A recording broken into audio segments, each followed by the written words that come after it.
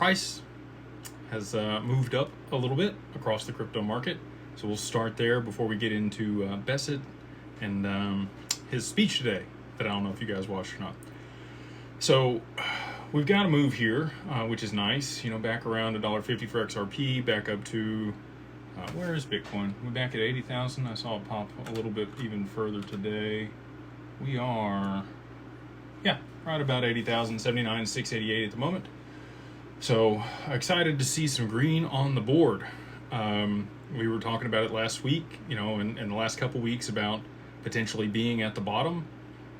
I would say it's confirmed at this point that that was the bottom.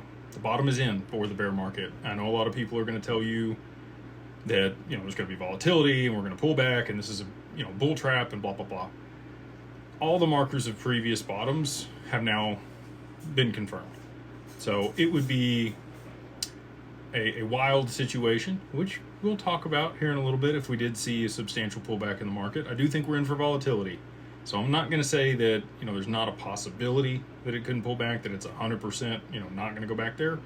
But every marker that's happened in previous bear markets when it's become a bull market has now crossed the line. So those that were waiting for 80 cent XRP or 90 cent XRP or, you know, $40,000 or $50,000 Bitcoin,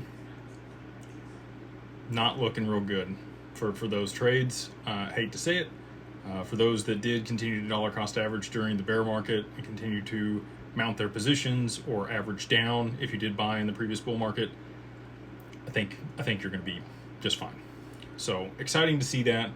We have paused out here. You know, we did have 3 days of a really good rally for XRP. I think it reached all the way up to $1.70, you know, a 70% move in 3 days. Cooling off here a little bit. There was a 5-wave move to the upside. I'm not a TA guy, you guys know that. But, you know, we got a bull flag forming here, and I do think we're in for another move or another breakout.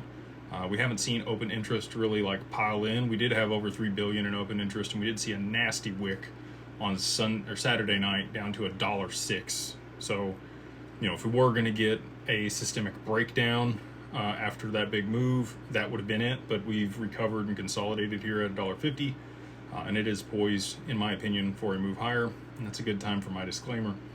We do have financial advisors. You can talk to them if you would like to, and they can help you navigate this market.